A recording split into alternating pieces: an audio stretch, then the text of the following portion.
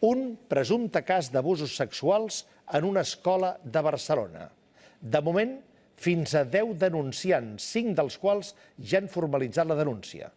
Un dels denunciants explicava els detalls fa uns minuts. El pare d'un noi que va abandonar l'escola després d'haver estat abusat reiteradament durant 3 anys. Se lo dijo en una conversación de WhatsApp.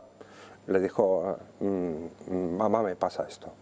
No va ser capaç de dir-li directament de manera personal, sinó a través de WhatsApp. Es muy fuerte, se les queda dentro, hay que ayudar a estos niños porque se les queda dentro y les cuesta mucho de decirlo. Sap com estan els altres que s'han sumat a la denúncia?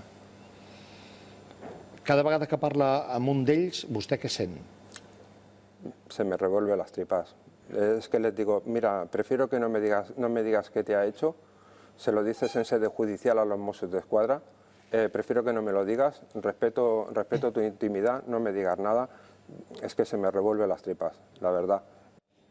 Paraules, doncs, a l'exclusiva del pare d'un dels alumnes que hauria patit aquests abusos sexuals per part del professor de gimnàstica del Col·legi dels Maristes de Sants les Corts de Barcelona. Un professor que ja va ser expulsat del centre, segons el comunicat al qual ha tingut accés també aquest programa dels propis maristes, el dia 8 de juny de l'any 2011. Segons ha pogut saber aquest programa, les agressions podrien haver començat fa 30 anys. 5 persones ja han denunciat de ferm aquest professor, n'hi ha d'altres que estan en procés de fer-ho. De moment, centrem-nos en tot el que sabem a partir de la denúncia de Manuel. Miquel.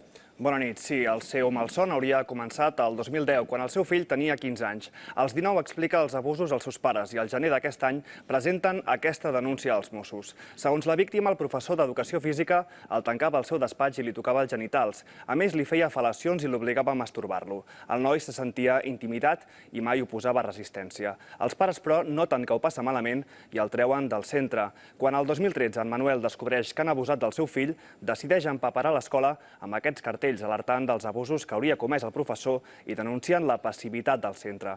Diverses persones que també haurien patit abusos per part del mateix professor es posen en contacte amb ell. 4 d'ells, de fet, ja s'han sumat a la denúncia. Per això, aquesta tarda, el Col·legi dels Maristes ha emès un comunicat assegurant que el professor va admetre els fets el 2011 i que el centre va posar el cas en mans de la Fiscalia de Menors. Ara bé, amb això, en Manuel no en té prou i ha enviat una carta al Consorci d'Educació en què demana explicacions. Pel que fa al professor, viuria a Girona des del 2011. Els Mossos el tenen identificat, però no el poden detenir fins que ordeni el jutge.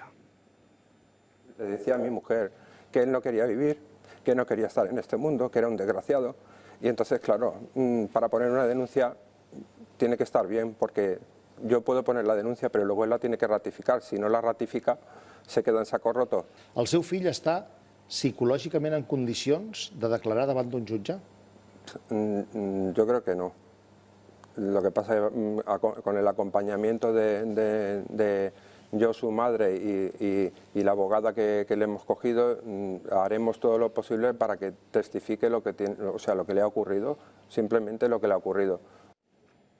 Des que aquesta denúncia ha sortit en directe en aquest programa, des que els nostres espectadors han pogut escoltar el Manuel, el pare d'aquest noi, primer dels 5 que ja han ratificat la denúncia, però primer dels 10 possibles que la poden ratificar, aquest programa ha rebut 2 trucades de 2 persones més que se senten identificades amb els mateixos fets, van anar en la mateixa època a la mateixa escola i van tenir el mateix professor de gimnàstica, del qual, diuen, també van patir abusos. Així doncs, si les coses continuen per aquesta línia, dissortadament, encara que la part positiva és que això s'està denunciant, podríem estar davant d'un dels casos de pederàstia més greus que s'hagi viscut o conegut a Catalunya els últims temps. Qualsevol denúncia poden adreçar-la també a través d'aquest correu electrònic per canalitzar-ho tot en la línia del que hi ha fet el Manuel, abusosenmaristes@gmail.com.